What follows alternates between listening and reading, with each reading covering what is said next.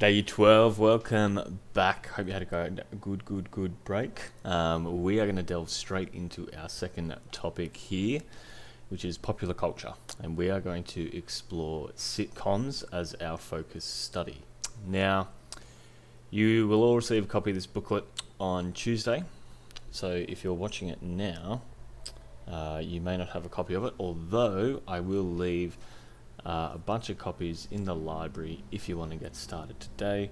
They'll be on the front counter as per your usual spot. So, no excuses to not start if you're watching this on Monday. Woohoo!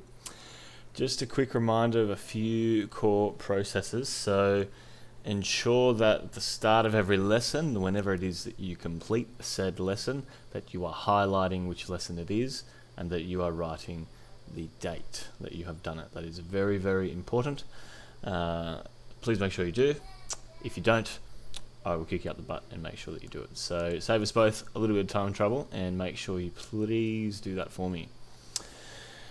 Now, sitcoms, I'm going to break it down a quick little topic overview, and then we'll move into lesson 1. So the focus of this study is interacting or looking at the interactions between the micro, meso, macro world with this thing called sitcoms, aka a popular culture. Now, there are 3 sections to this course, similar to your every other Year 12 course selection for society and culture. Is we start with a general overview of the topic, so that is the nature of popular culture. We'll look at what is it, and that's using the 4 distinguishing popular culture characteristics. We'll then follow that into our focus study element, which is on sitcoms. So this is when we'll do most of our learning, and this is where it will mostly happen, and there's going to be 5 major categories in that. The first one is the creation and development of the popular culture, being sitcoms. So how was it created, how did it develop over time, how did it move, and we'll find out later how did it move from radio to television to now we're into the streaming world and things like that. We'll then look at the consumption of sitcoms, so how it's consumed and all the different ways that it can be consumed, both in the past but also in the present and also potentially the future as well. We're going to look at the control of pop culture. So this is really centering around power and authority within the realms of sitcoms. Who has control over it, who doesn't, who can influence it versus who doesn't. So that'll be interesting to see there. Again, we'll be examining that from a micro, meso, macro perspective. 4th down is the different perceptions of the popular culture. So the key word here is perception. So we're looking at how different people view it. So we're looking at, say some concepts that we'll include in this would be gender. So how might a male viewing a certain sitcom compared to a female? How would they view it? We've got different perceptions in terms of family, religion, beliefs, how they will interact, but also perceptions within the control of popular culture itself. What does the consumer want to see in the program versus what does a producer want to see? How do those two need to marry up in their alignment and in their perspectives? We'll delve into that a bit more there. And then the last one is our big juicy dot points. So this will be where we're looking at the positive and negative impacts of popular culture on wider society, how it contributes to social change, whether that's positive or negative, and also how it aligns with contemporary values.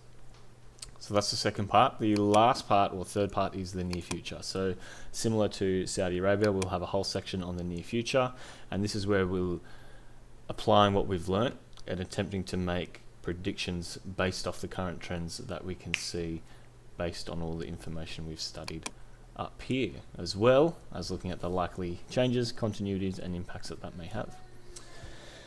So that'll be it in a nutshell. Your first lesson here, as always, is to create syllabus concept cards. So we have related depth study concepts, which are very important because your HSC can ask you, can throw in a concept. They did this in the 2021 HSC, just gone by, and that curveball, let me tell you, threw a few of my students. So really important that we get a grip on what these all mean as well. Now some of these we might already know, like continuity and change. So for example, you do not need to make cards of that. We may already have one on values, depending, I think one of the year 11 ones had that, but if not, make sure you do.